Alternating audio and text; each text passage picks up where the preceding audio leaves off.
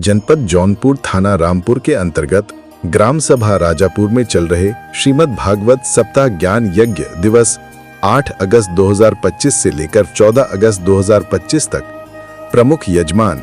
फुन्नन तिवारी व समस्त तिवारी परिवार आज तृतीय दिवस 10/9/2025 की संध्या बेला में प्रयागराज से पधारे कथाव्यास आचार्य सुरेंद्र सांडिल्य जी महाराज जी के मुखार बिंदु से ध्रुव चरित्र, सती चरित्र, पृथु चरित्र, सनकादियों का उपदेश आदि श्रवण करने का अवसर प्राप्त हुआ,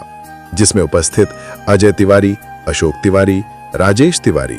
ओम प्रकाश तिवारी, राजकुमार तिवारी, जिलजीत तिवारी, सुनील तिवारी आदि श्रोतागण तथा ग्राम सभा के समस्त गणमान्य उपस्थित रहे।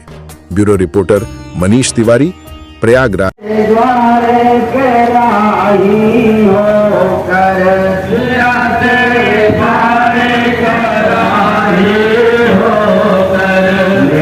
जीवन का कर दे सुधार, मेरे जीवन का कर दे सुधार, कि भक्ति मेरी बढ़ती चले,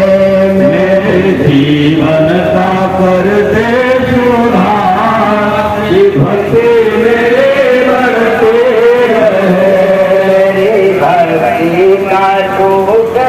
लतार, की भक्ति मेरी बढ़ती चले, मेरी भक्ति का टूट लतार, भक्ति मेरी बढ़ती रहे। भक्तवत्सल भगवान की जय हो। जिस कार्य में जहाँ भी जैसे भी रहे, जिस रूप में रहे, अपने कार्यों को करते हुए भगवत चिंतन, भगवत नाम संकीर्तन,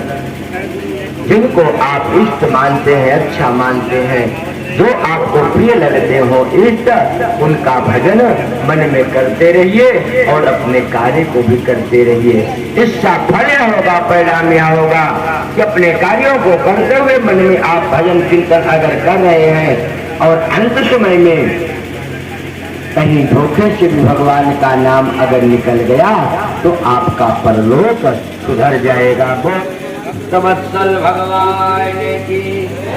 सुखदेव महाप्रभु से परीक्षित जी महाराज प्रश्न करते हैं, गुरुदेव कृपा करके हमें आप यह बताएं, क्या हिरण्याक्ष और हिरण्यकशिपु कौन सा ऐसा इन्होंने कर्म किया था जो इन्हें राक्षस की योनि प्राप्त हुई और इतने विशालकाय के इतने महाबलीय हुए, इनका उद्धार करने के लिए भगवान को बारह का रूप धारण करना पड़ा। सुखदेव महाप्रभु परीक्षित से कहते हैं, राजन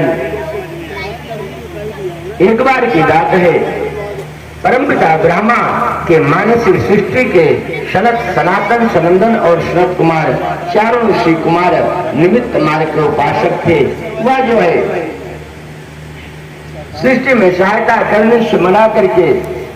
भगवत चिंतन कर रहे थे। उन्होंने कहा, पिताजी जब हम 5 वर्ष से बड़े होंगे तो फिर हम उस लायक होंगे तो आपसे